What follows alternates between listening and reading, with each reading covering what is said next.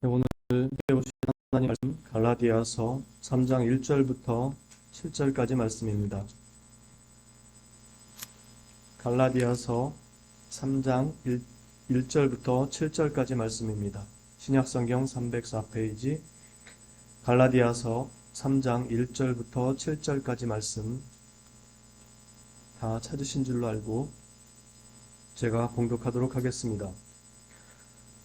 어리석도다 갈라디아 사람들아, 예수 그리스도께서 십자가에 못 박히신 것이 너희 눈앞에 밝히 보이거늘 누가 너희를 꾀더냐? 내가 너희에게서 다만 이것을 알려 하노니 너희가 성령을 받은 것이 율법의 행위로냐 혹은 듣고 믿음으로냐? 너희가 이같이 어리석으냐?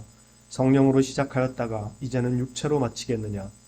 너희가 이같이 많은 괴로움을 헛되이 받았느냐? 과연 헛되냐? 너희에게 성령을 주시고 너희 가운데 능력을 행하시는 이의 일을 너희에게 성령을 주시고 너희 가운데서 능력을 행하시는 이의 일이 율법의 행위에서냐 혹은 듣고 믿음에서냐? 아브라함이 하나님을 믿음에 그것을 그에게 의로 정하셨다 함과 같으니라. 그런즉 믿음으로 말미암은 자들은 아브라함의 자손인 줄 알지어다. 아멘. 저희가 지난주에 본 말씀, 내가 그리스도와 함께 십자가에 못 박혔나니 그런즉 이제는 내가 사는 것이 아니요 오직 내 안에 그리스도께서 사시는 것이라. 이제 내가 육체 가운데 사는 것은 나를 사랑하사 나를 위하여 자기 자신을 버리신 하나님의 아들을 믿는 믿음 안에서 사는 것이라. 이 말씀을 보았는데요. 이미 앞에서도 저희가 다룬 내용이지만 여러분들이 분명하게 인식하시고 잘 이해하셔야 되는 게 칭의와 성화를 잘 구분할 수 있어야 합니다. 칭의라는 건 말 그대로 하나님께서 우리에게 의롭다고 선언하신 것입니다.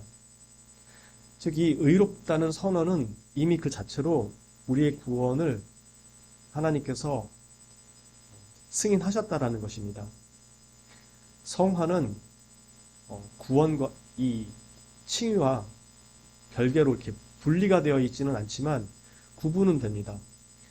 그러나 구분된다 그래서 이게 별개의 것이 아니라 함께 가는 것이지만 구원은 성화가 되어야지만 구원을 받는 건 아니에요. 그래서 사람들이 보통 제일 많이 오해하는 게 예수님을 믿고 나면 예수님의 그 거룩하신 그 어떤 성품들이 내 안에 이렇게 믿음을 내가 믿을 때 그 거룩한 성품들이 내 안에 쓱 들어와 가지고 내가 이제는 거룩한 일들을 행할 수 있게 되는 것이라고 생각을 해요. 그래서 자신이 실제로 그 행위가 처음엔 조금 나오는 듯 하다가 어느 시점부터 내가 그렇게 살지 못하고 있다는 걸 느끼면 내가 정말 구원받은 사람이 맞는가? 라는 생각을 자주 하게 된다는 겁니다. 그러나 성경이 가르치는 건 뭐냐면 우리가 예수 그리스도를 믿는다 그래서 예수 그리스도의 그 거룩한 성품이 우리 안에 주입이 되어서 그 주입된 어떤 의로운 성품을 가지고 우리가 의를 행하는 게 아니에요. 우린 결단코 우리 안에 내재된 이 죄성이 예수님을 믿었다 그래서 그냥 사라지는 게 아니에요. 우리는 예수님을 믿었다라는 게 뭐냐면 내가 하나님 앞에 심판받아야 될 모든 죄에 대해서 그리스도가 다 감당하셨다는 거고 내가 했어야 할 하나님에 대한 모든 순종을 그리스도께서 대신 다 하셨다라는 거예요. 왜냐하면 그걸 우리 스스로는 결단코 할 수가 없기 때문에 하나님께서는 우리에게 의를 주신 다음에 그걸 하라고 하신 게 아니고 그리스도께서 그걸 다, 두 가지를 다 하게 하신 거예요. 그래서 우리는 그리스도를 믿는 믿음만으로 나의 죄가 그리스도께 다 전가가 된 거고 그리스도께서 이루신 모든 의가 다 내게 된 거예요. 그래서 그리스도께서는 나 대신에 십자가에서 죽으시고 그리스도께서 이루신 모든 의는 다 내 것이 되어서 하나님 앞에 의롭다함을 얻게 된 겁니다. 그래서 우리는 그 칭의만으로 하나님 앞에 감히 설 수 있게 된 거예요. 우리가 하나님 앞에 심판을 받게 될 때 하나님 앞에서 우리는 전적으로 자기의 행위대로 심판을 받게 됩니다. 그때 우리는 어느 누구도 하나님이 요구하시는 그 의에 만족스러울 만한 행위를 자신 있게 내놓을 수 있는 사람이 아무도 없어요. 오직 그리스도께서 이루신 것 말고는 우린 내놓을 게 없습니다. 그래서 다른 사람들, 그리스도를 믿지 않는 사람들은 자신의 행위로 하나님 앞에 심판을 받아야 되지만 우리는 하나님 앞에 너의 행위가 무엇냐라고 했을 때 그리스도를 믿는 믿음으로 말미암아 전가받은 그 행위를 내놓게 되는 거예요. 그래서 실제로 내가 한 것은 없지만 그리스도의 의가 온전히 내 것으로 인정이 받아서 하나님께 우리가 구원을 얻을 수 있게 되는 것입니다. 이게 칭의예요. 그리고 성화는 이 칭의 받은 자들이 비로소 하나님을 닮아가는, 그리스도를 닮아가는 삶의 과정을 가지는 거예요. 그래서 이 성화가 있어야만 구원을 받는 게 아니라 칭이 된 사람들이 겪게 되는 과정이 성화인 거예요. 그래서 이 둘이 분명히 다르다는 걸 인식해야 합니다. 이게 이 칭의와 성화에 대한 이해가 기독교 내에서도 사뭇 다른 그 교파들이 있어요. 그래서 아까 말씀드린 것처럼 그리스도의 의가 우리 안에 들어와서 우리를 의롭게 만들어서 선한 행실이 나온다고 생각을 해요. 그렇지 않습니다. 성화는 그런 과정을 말하는 것이 아니에요. 오늘 우리가 지난주에 본 말씀, 우리가 오직 그리스도를 믿는 믿음 안에서 산다는 것이 우리 안에 그것이 없다라는 것을 확인하기 때문에 오직 그리스도를 믿는 믿음으로 살아간다고 이야기한 내용이었다면 오늘 보는 말씀은 그것을 구체적으로 증거하는 내용들입니다. 우리는 우리의 죄를 그리스도께서 대신 사하셨다라는 그 의미를 사실 깊이 잘 몰라요. 인간이 하나님 앞에 패역함으로 말미암아 겪게 된 모든 것들은 뭐냐면 온 우주가 다 타락해버렸다는 거예요. 성경에 나온 단지 우리는 봤을 때 이 지구 땅덩어리에서만 일어난 사건처럼 보이지만 실상은 그게 아닙니다. 아담과 하와가 하나님 앞에 범죄했을 때 모든 모든 식물들이 엉겅퀴와 가시밭길로 다 가시풀을 내는 것으로 바뀌죠. 그건 단지 땅덩어리만 그렇게 됐다라는 게 아니고 온 우주 자체가 전부 다 하나님의 저주 아래 들어왔다는 겁니다. 심각한 타락이 일어난 거예요. 이 죄를 또 다른 피조물이 대신 그 죄를 죄값을 치를 수가 없어요. 왜냐하면 다른 피조물들도 모두 타락한 존재고 의로운 존재가 없어요. 그러니까 인간이 하나님 앞에 저지른 죄는 정말로 심각한 죄거든요. 그러니까 그리스도께서 오셔서 죽으셔야만 했다라는 것은 인간 죄의 그 참상과 비참함이 얼마나 큰지를 가르쳐 주는 거예요. 다른 피조물이 대신 죽어줄 수 있을 정도의 문제가 아니고 거룩하시고 완전하신 하나님이 죽으셔야만 했을 만큼 아주 심각한 타락이었다는 것입니다. 그게 예수 그리스도께서 이 땅에 오셔서 우리 죄를 대신 하셔야만 했다라는 겁니다. 이 말을 바꿔 말하면 우리 중에서도 어떤 피조물도 그 죽음의 가치를 대신할 수 있는 그 어떤 것도 하나님께 제공할 수 있는 게 없다라는 거예요. 우리 중에서는.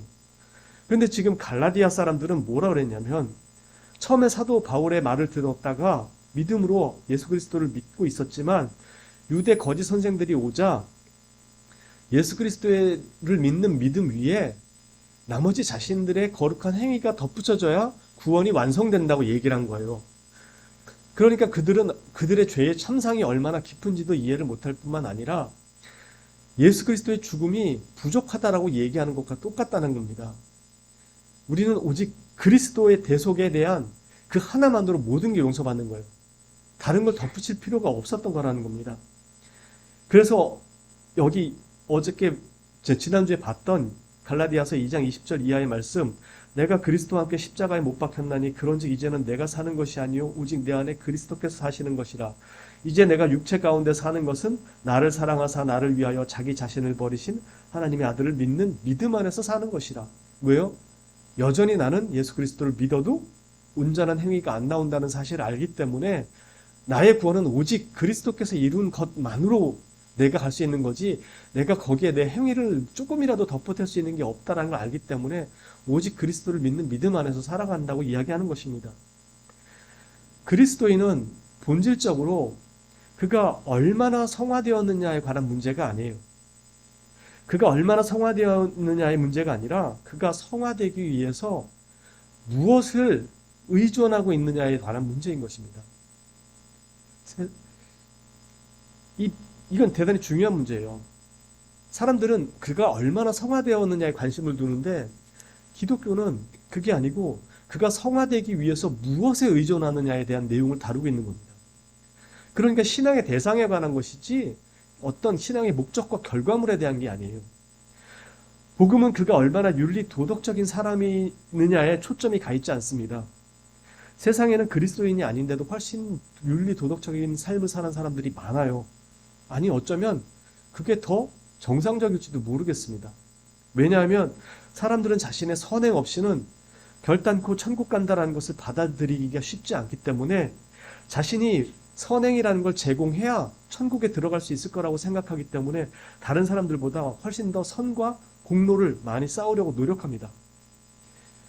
그러나 기독교는 그가 얼마나 윤리 도덕적인 사람이었느냐로 그것을 판단하는 것이 아니고 그런 사람이 되기 위해서 그는 무엇에 의존하고 있었느냐에 관한 문제입니다. 왜냐하면 기독교에 있어서는 단지 이 세상의 도덕, 윤리에 대한 문제만을 다루는 것이 아니라 성화란 본질적으로 그리스도와의 연합에 있어서만 가능하기 때문에 그렇습니다. 왜냐하면 그리스도와 연합된다라는 건 우리의 구원과 신앙의 본질에 관한 것이기 때문에 그렇습니다. 이 말이 무슨 말인지를 다시 이제부터 설명을 드리겠습니다. 오늘 우리가 바울 사도의 말을 통해서 이해하고자 하는 말씀이 이 말이에요. 그리스도와 연합이 구원과 신앙의 본질이라는 말. 즉 그리스도와 연합이라는 건 그리스도께서 우리를 하나로 묶으셨다라는 거예요. 왜 그렇게 하셔야만 했는가? 먼저 바울 사도가 갈라디아인들의 믿음이 변하는 걸 보면서 이렇게 묻죠. 내가 너희에게서 다만 이것을 알려 하노니 너희가 성령을 받은 것이 율법 행위로냐 혹은 듣고 믿음으로냐. 이게 무슨 뜻으로 한 얘기냐면 내가 정말 몰라서 너희한테 물어보고 알고 싶은 게 있다. 너희가 지금 성령을 받은 것이 율법의 행위였었느냐 아니면 복음을 듣고 믿음으로써였느냐 하는 질문입니다. 사실 이것은 뒤에 이어지는 문장에서 보면 바울이 이들을 책망하기 위해서 쓴 일종의 반어법 같은 표현입니다. 정말 몰라서 물은 게 아니에요. 너희가 지금 무슨 생각을 하고 있는 거냐라고 책망하기 위해서 내가 정말 몰라서 묻는데 알고 싶다. 너희가 성령을 받은 것이 율법 행위였냐 믿음으로냐 라고 물은 것이에요. 반어법이죠. 바울 사도가 이렇게 말하고 있는 이유는 이들이 성령을 받은 사람이라는 걸 전제로 하기 때문에 그렇습니다. 즉 우리한테 하는 얘기예요. 그리고 너희가 그 성령님을 율법의 행위를 통해서 받았었느냐 아니면 복음을 듣고 믿음으로 받았었느냐 라고 묻습니다. 우리는 이 질문에 대한 답을 찾는 것이 어렵지 않다는 것을 너무도 잘 압니다. 사도행전이 우리에게 그것을 너무나도 잘 가르쳐주고 있기 때문이에요. 이미 우린 사도행전 배웠죠. 앞에 잠깐 가보겠습니다. 189페이지 가보면 사도행전 2장이 나옵니다. 189페이지 사도행전 2장입니다. 189페이지 사도행전 2장 14절입니다. 189페이지 사도행전 2장 14절 이하의 말씀 제가 쭉 읽도록 하겠습니다. 베드로가 11사도와 함께 서서 소리를 높여 이르되 유대인들과 예루살렘에 사는 모든 사람들아 이 일을 너희로 알게 할 것이니 내 말에 귀를 기울이라. 때가 제3신이 너희 생각과 같이 이 사람들이 취한 것이 아니라 이는 곧 선지자 요엘을 통하여 말씀하신 것이니 일렀으되 하나님이 말씀하시기를 말세에 내가 내 영을 모든 육체에 부어주리니 너희의 자녀들은 예언할 것이요 너희의 젊은이들은 환상을 보고 너희의 늙은이들은 꿈을 꾸리라. 그때 내가 내 영을 내 남종과 여종들에게 부어주리니 그들이 예언할 것이요 또 내가 위로 하늘에서는 기사를 아래로 땅에서는 징조를 베풀리니 곧 피와 불과 연기로다. 주의 크고 영화로운 날이 이르기 전에 해가 변하여 어두워지고 달이 변하여 피가 되리라. 누구든지 주의 이름을 부르는 자는 구원을 받으리라 하였느니라. 이스라엘 사람들아 이 말을 들으라. 너희도 아는 바와 같이 하나님께서 나사렛 예수로 큰 권능과 기사와 표적을 너희 가운데서 베푸사 너희 앞에서 그를 증언하셨느니라.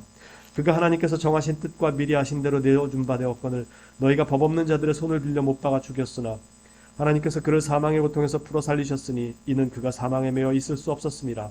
다윗이 그를 가리켜 이르되 내가 항상 내 앞에 계신 줄을 배웠으며 나로 요동하지 않게 하기 위하여 그가 내 우편에 계시도다. 그러므로 내 마음이 기뻐하였고 내 혀도 즐거워하였으며 육체도 희망에 거하리니 이는 내 영혼을 음부에 버리지 아니하시며 주의 거룩한 자로 썩음을 당하지 않게 하실 것이미로다. 주께서 생명의 길을 내게 보이셨으니 주 앞에서 내게 기쁨이 충만하게 하시리로다 하였으므로 형제들아 내가 조상 다윗에 대하여 담대히 말할 수 있노니 다윗이 죽어 장사되어 그 묘가 오늘까지 우리 중에 있도다.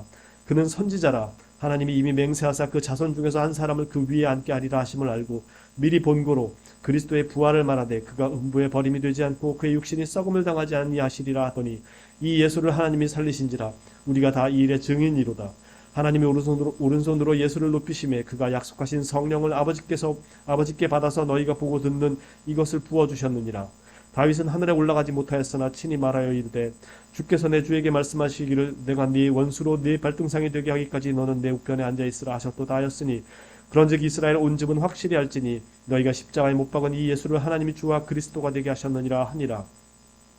그들이 이 말을 듣고 마음에 찔려 베드로와 다른 사도들에게 물어 이르되 형제들아 우리가 어찌할꼬 하거늘 베드로가 이르되 너희가 회개하여 각각 예수 그리스도의 이름으로 세례를 받고 죄 사함을 받으라. 그리하면 성령의 선물을 받으리니 이 약속은 너희와 너희 자녀와 모든 먼데 사람 곧 주 우리 하나님이 얼마든지 부르시는 자들에게 하신 것이라 하고 또 여러 말로 확증하며 권하여 이르되 너희가 이 패역한 세대에서 구원을 받으라 하니 그 말을 받은 사람들은 세례를 받음에 이날의 신도의 수가 3천이나 더하라. 그들이 사도의 가르침을 받아 서로 교제하고 떡을 떼며 오로지 기도하기를 힘쓰니라. 지금 베드로 사도가 한 얘기 이미 다 설교했던 내용이라 간략하게 줄이면 베드로가 하나님께서 요엘서를 인용하면서 하나님께서 약속하신 이 성령을 그리스도께서 오심으로 말미암아 우리에게 임하셨다고 얘기한 거고 이 모든 이야기를 들은 사람들이 우리가 어떻게 해야 할꼬 하니 회개하고 다 죄사함을 받으라. 예수 그리스도를 믿고 죄사함을 받으라고 얘기합니다. 그리고 그들이 모두 회개하고 죄사함을 받고 성령의 선물을 받습니다. 즉 너희가 성령을 어떻게 받았느냐? 너희가 행위로서 받았더냐? 듣고 믿음으로냐? 즉 복음을 듣고 믿음으로냐? 지금 이 사람들은 전부 복음을 듣고 믿고 성령을 받은 것이죠. 이 사건은 여기서 끝나지 않습니다. 7장 사마리아 사건, 8장 에티오피아 내시 사건, 9장 바울의 회심 사건, 10장 이방인 백부장 고넬료의 회심 사건. 이것 모두가 복음을 듣고 회개하고 믿을 때 성령을 받았고 그들이 하나님께로 돌아왔다는 것이었습니다. 즉 그들에게 성령님이 내주하신다라는 것을 뭘로 아냐면 지금 아까 말씀드렸죠. 바울 사도가 이 사람들한테 내가 정말로 알고 싶다. 너희가 성령을 받은 것이 행위냐 믿음이냐라고 했을 때 이들이 성령 받은 걸 전제로 했다 그랬잖아요. 그러면 성령을 받은 것을 뭘로 아느냐라고 했을 때 여기 나오는 성경에 나오는 모든 내용은 뭐냐면 성령이 내주하시느냐를 방언을 하느냐, 기적을 행하느냐, 치유의 능력이 있느냐 이런 걸로 하지 않고 그들이 하나님 앞에 나와 자복하고 회개하고 믿음으로 나왔다라는 것으로 성령을 받은 것을 알 수 있다는 것입니다. 이제 바울 사도가 던지는 질문은 그것입니다. 4절에 보시면 너희가 이같이 많은 괴로움을 헛되이 받았느냐? 과연 헛되냐? 그런데 여기서 이 많은 괴로움이라는 건 그리스도를 믿는 믿음으로 말미암아 받는 박해라는 해석도 있지만 다른 해석으로는 경험이라는 의미도 있습니다. 즉 너희가 이같이 많은 성령님의 역사의 경험을 헛되이 받았느냐? 정말로 그게 헛되더냐? 라는 의미입니다. 그리고 이어지는 5절은 너희에게 성령을 주시고 너희 가운데서 능력을 행하시는 이의 일이 율법의 행위로서냐 혹은 듣고 믿음으로냐. 왜냐하면 바울이 사도가 이렇게 말하는 것은 그들이 믿음으로 살면서 그들 안에서 일하시는 성령님의 역사들을 다 경험했을 테니까요. 그래서 이렇게 묻는 겁니다. 초자연적인 특별한 역사도 있었겠지만 대부분은 우리의 일상에서 경험하듯이 때로는 우리 안에서 우리의 잘못과 회개를 위해 근심과 걱정으로 때로는 위로와 격려를 위해 은혜와 기쁨으로 때로는 바른 길로 가도록 책망과 훈계로 역사하시는 그 경험이 다 너희에게 있지 않느냐? 우리에게도 있는 것이잖아요. 이게 뭐냐 이거죠. 성령님께서 너희 안에서 역사하시는 것이 아니냐. 이 많은 경험들이 너희가 있지 않더냐? 너희가 받은 그 성령님과 그 역사가 너희의 율법의 행위로 얻은 것이냐 아니면 복음을 듣고 믿은 결과냐 하는 것입니다. 바꿔 말하면 너희가 자격을 갖추어서 받아낸 성령님이더냐 아니면 너희가 오직 복음을 듣고 믿음으로 말미암아 선물로 받게 된 것이냐 하고 묻는 것입니다. 그래서 바울 사도가 3절에 보시는 것처럼 너희가 이같이 어리석으냐 성령으로 시작하였다가 이제는 육체로 마치겠느냐라고 책망합니다. 여기서 시작하였다라는 건 과거이고요. 마치겠느냐는 현재입니다. 좀 더 정확하게 번역하자면 너희의 구원에 있어서 너희가 성령으로 시작한 후에 육체로 마치고 있는 중이냐? 이렇게 묻는 것입니다. 즉 시작은 성령으로, 다시 말해서 믿음으로 시작해놓고 마치기는 육체, 즉 자신들의 능력, 율법 준수, 행위로 완성을 시키려고 하고 있느냐라고 묻는 것입니다. 이것을 다른 말로 표현한다면 오늘날 대개의 그리스도인들은 생각하기를 자신의 구원은 복음으로 받지만 성장을 위해서는 성경이 말하는 원리들을 자신의 삶 전반에 적용해야 된다고 여긴다는 점입니다. 그러나 사실 우리는 오직 복음, 즉 믿음으로 구원받을 뿐만 아니라 복음, 즉 믿음으로 우리 삶 전반에 적용하면서 성장의 자리로 나아가는 것입니다. 믿음으로 시작해서 성경의 원리들을 이제 우리 삶에 적용하는 것으로 바뀌어지지 않는다는 것입니다. 앞에서 그리스도와의 연합을 성화의 핵심이라고 말씀드렸는데 한마디로 말해서 그리스도께서 자신을 우리와 하나로 묶으셨다는 것입니다. 그래서 2장 20절에 그리스도와 내가 함께 십자가 못 박혔다라는 그 말을 하는 것이죠. 그리스도와 연합을 끊기 전에는 우리의 구원은 결코 실패될 수 없다는 것입니다.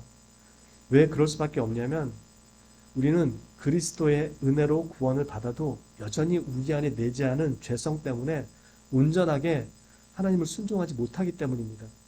즉 그리스도의 대속이 단지 우리에게 이제는 새로운 삶을 살 기회를 제공한 것으로만 주어지고 나머지는 그 믿음 위에서 우리의 행함에 따라 결정되는 것이라면 우린 죽었다 깨어나도 결단코 주님 나라에 갈 수 없다는 것입니다. 그리스도께서 자신을 우리와 묶으신 것은 우리가 할 수 없는 것을 하셨을 뿐만 아니라 우리가 그분과 묶여 있기 때문에 그분의 의가 우리 것이 되는 것이고 그분의 믿음의 성장, 우리의 믿음의 성장도 그분으로 인하지 않으면 온전하게 성장하지 못하기 때문에 그렇습니다. 그래서 그리스도와 함께 연합되었기 때문에 그리스도와 함께 십자가에 죽고 그리스도와 함께 부활해서 하나님 앞에 설 수 있게 되었다라는 것이죠. 그래서 그리스도와의 연합은 우리 구원과 신앙의 가장 본질이 될 수밖에 없습니다. 그런데 거기에 믿고 나머지 행위로 우리가 더 하나님 앞에 나아간다? 이거는 성경이 가르치는 복음의 내용이 아니라는 겁니다. 우리가 신앙의 삶을 따라 살아야 되는 성경적 원리들이 있는 건 분명하지만 이것들의 토대는 믿음이지 이제는 믿었으니까 이제는 내가 행위로 해야지가 아니라는 겁니다. 이걸 정말 잘 구분하실 수 있어야 됩니다. 그래서 바울 사도가 로마서 8장 38절 이하에서 다음과 같이 말하는 것입니다. 그리스도와 연합되었기 때문에 내가 확신하노니 사망이나 생명이나 천사들이나 권세자들이나 현재일이나 장래일이나 능력이나 높음이나 깊음이나 다른 어떤 피조물이라도 우리를 우리 주 예수 그리스도 안에 있는 하나님의 사랑에서 끊을 수 없으리라. 왜요? 그리스도와 우리가 연합되어 있기 때문에 우리를 끊으려면 그리스도와 우리를 분리시켜야 되는데 그리스도께서 우리 자신이 우리를 하나로 묶어버리신 거예요. 그래서 우리를 정죄하려면 그리스도를 정죄하셔야 되는데 그리스도께서 우리의 모든 죄를 다 감당하셨고 모든 의를 이루셨기 때문에 그렇게 할 수가 없어요. 우리에게 찾아야 될 모든 죄값을 그리스도께서 다 지불하셨기 때문에 더 이상 우리는 하나님 앞에 죄값에 대한 책망을 드릴 일이 없어진 거예요. 그래서 우리는 단지 믿음 이후에 우리의 신앙의 성장을 성경의 원리들만을 우리에게 적용시키는 방식으로 행하는 것이 아니라 여전히 믿은 이후에도 오직 믿음을 통해서 우리의 신앙이 성장해가는 것입니다. 왜냐하면 성화란 본질적으로 그리스도와의 연합, 즉 그리스도에 대한 전적인 의존에서 출발하기 때문에 그렇습니다. 그래서 아까 처음에 말씀드렸던 것처럼 그리스도인에게 있어 성화란 얼마나 성화되었느냐의 문제가 아니라 성화를 위해 무엇에 의존하고 있느냐에 따라 달라지는 문제라고 얘기한 것입니다. 우리가 거룩해져서가 아니라 거룩하고자 하나 늘 실패하는 우리 자신을 보면서 비로소 그리스도께서 나의 유일한 대속주와 의가 되어주지 않으시면 나에게는 조금의 가망도 없다라는 것을 확인하기 때문에 그렇습니다. 그래서 전적으로 내가 쥐고 있는 내 삶의 운전대, 지휘봉을 내려놓게 되고 주님께 모든 그 주권을 넘겨드리는 것이 성화의 핵심입니다. 즉 거룩의 자리로 가는 게 아니라 주님께서 내 삶을 다스리십시오라고 자신이 점점 비워져가는 과정으로 들어가는 겁니다. 그리고 그 비워진 자리를 그리스도의 영이 채워가는 거죠. 그래서 전적으로 그리스도를 의존해 가는 것으로 우리가 성화라고 표현을 하는 거지, 거룩해져 간다라는 개념만을 가지고 성화라고 표현하지 않습니다. 이 거룩은 그리스도를 따라가지 않으면 생기지 않아요, 우리 안에서. 구원은 단지 천국으로 들어가는 자격증 획득만이 아니라 성화의 영역까지 다 포함하는 것입니다. 그래서 시작도 성령으로 시작하고 마치는 과정까지 모두 성령님의 인도로 마치게 됩니다. 이것이 갈라디아서 5장에 가서 성령의 열매를 맺으라는 말로 나오는 겁니다. 갈라디아서 5장에서는 성령의 열매를 맺으라고 했을 때 우리한테 성령의 열매를 맺으라는 목적적인 의미로 얘기하지 않습니다. 갈라디아서 5장에 가면 성령을 따라 행하라 하라고 그러죠. 즉 열매를 맺으라고 하지 않고 성령을 따르라고 합니다. 그렇게 따라갈 때 우리에게 열매가 맺힌다라는 거지, 열매를 맺으라는 그런 목적을 이야기하지 않는다는 것입니다. 그 부분은 나중에 5장 할 때 좀 더 다루도록 하겠습니다. 바울 사도가 너희에게 너희가 성령으로 시작해서 육체로 마치겠느냐고 말했죠.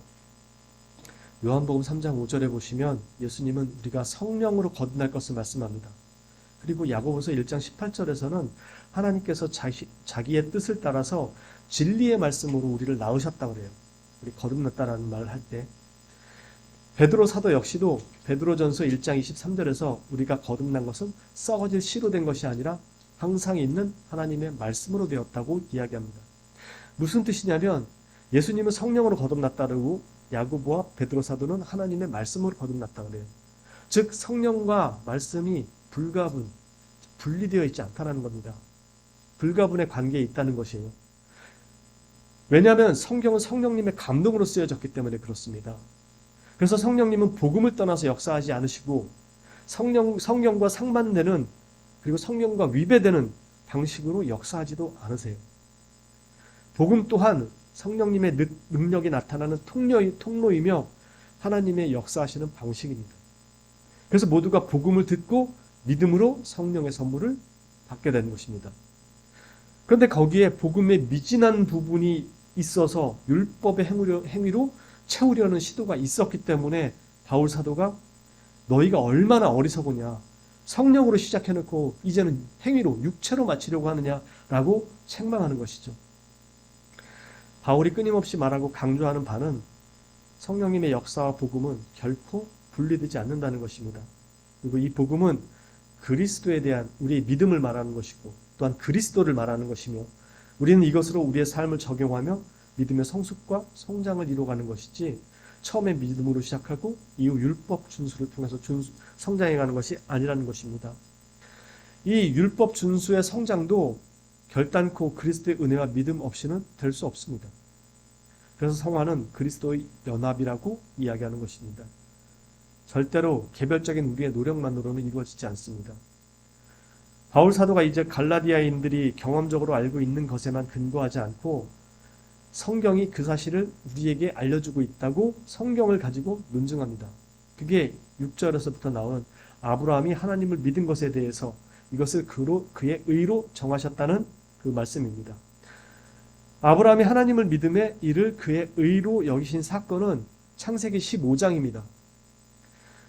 그리고 창세기 17장에 가서야 너희가 하나님의 백성이라는 증표로 할례를 받으라고 이야기합니다. 즉 너희가 아브라함의 후손, 믿음의 후손이라는 증표로 할례를 받게 한 것이지 할례를 받았기 때문에 의롭다고 얘기한 것이 아닙니다. 아브라함의 자손이란 하나님에 대한 약속을 신뢰하는 자손임을 말합니다. 그래서 우리는 영적 아브라함의 자손이라고 이야기하는 것입니다. 그래서 7절에서 바울 사도는 믿음으로 말미암은 자들은 아브라함의 자손인 줄 알지어다라고 이야기하는 것입니다.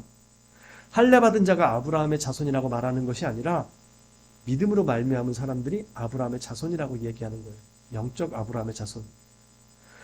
본래 17장에서는 누구든지 할례를 받지 않으면 아브라함의 자손이 아니라고 하나님께서 직접 말씀하셨는데, 지금 바울은 오히려 할례를 받아야만 아브라함의 자손이라고 주장하는 너희가 틀렸다고 얘기하는 겁니다. 왜냐하면 바울의 주장은 성경이 사실은 그 얘기를 너희가 말하고 있는 그 얘기를 하는 게 아니라고 말하는 것입니다.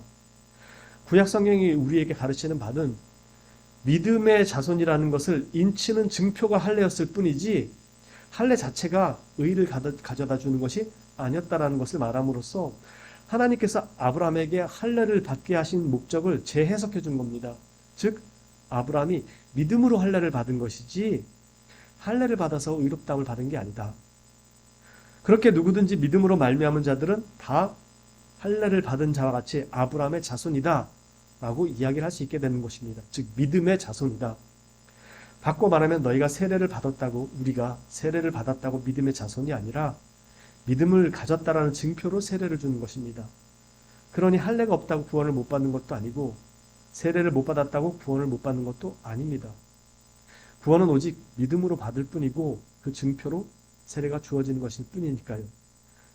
그러니 할례를 받아야만 한다고 주장하는 유대 그리스도인들이나 세례 받았다고 구원 받은 줄로 믿는 사람이나 똑같은 것이죠. 구원은 오직 할례나 세례가 아니라 믿음으로만 받는다는 것을 바울 사도가 지금 말하는 것이고, 더 나아가서는 그 믿음을 너희가 행위로 받은 것이 아니라 복음을 듣고 성령을 받은 그 사실을 기억하라는 것입니다.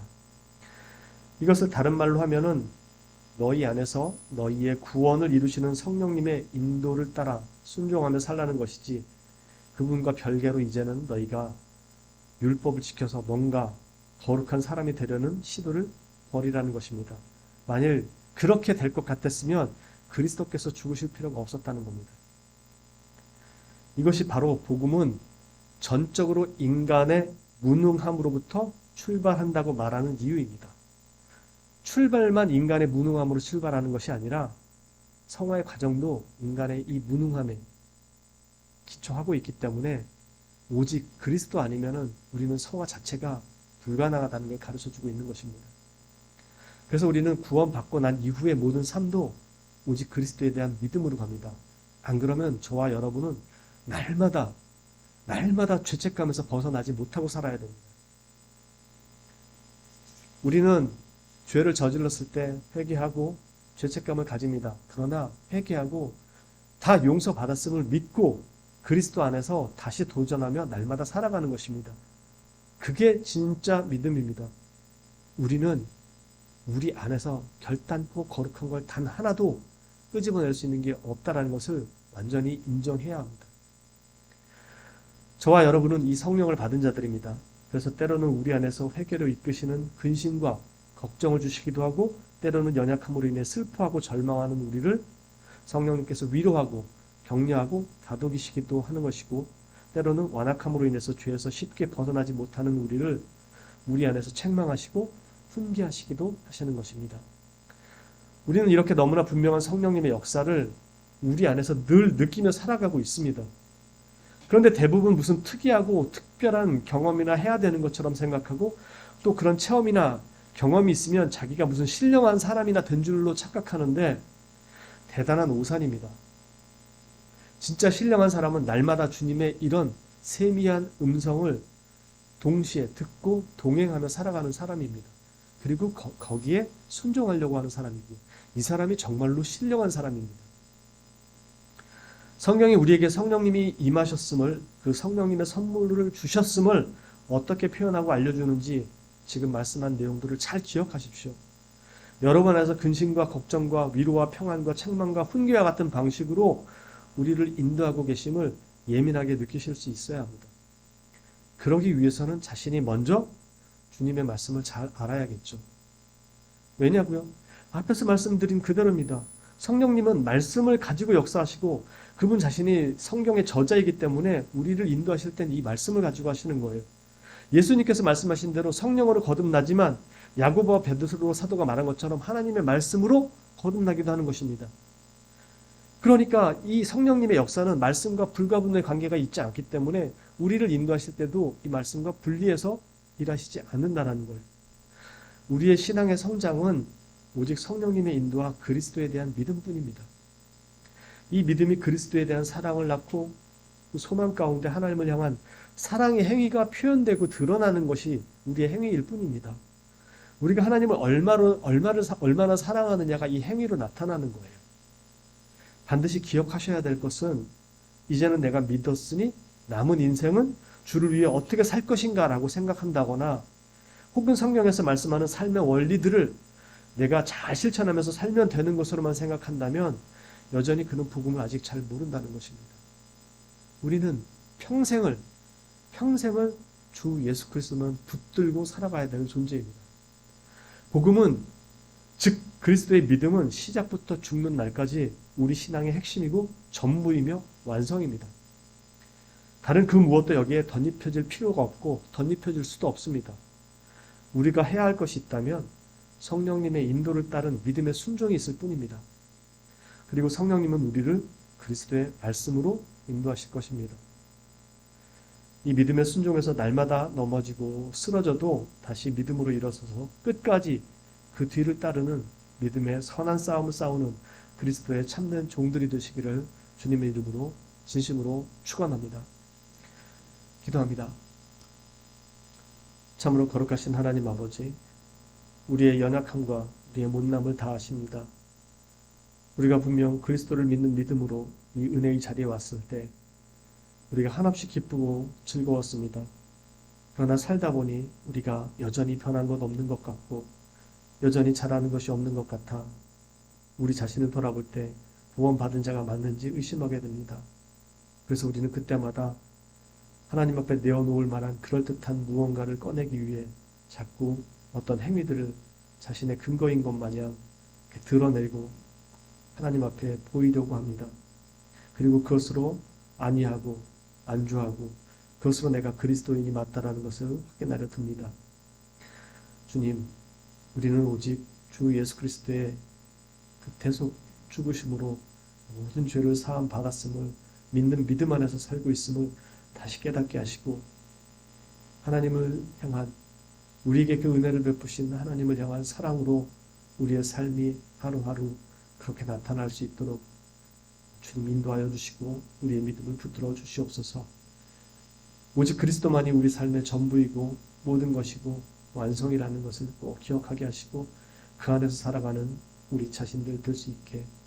그래서 사도 바울 사도가 말한 것처럼 내가 십자가에 못 박혔고 이제는 내가 사는 것이 아니며 오직 이제는 내가 이 육체 가운데서 살지라도 나를 위해서 죽으신 자기 자신을 버리신 그 하나님의 아들을 믿는 믿음 안에서 살아가는 존재라는 것을 다시 한번 깨닫고 기억하며 명심하고 확인하며 살아가는 인생 되게 하여 주옵소서. 이 모든 말씀을 거룩하시고 우리의 유일한 구속주 되시는 우주 예수 그리스도 이름으로 감사드리며 기도합니다. 아멘.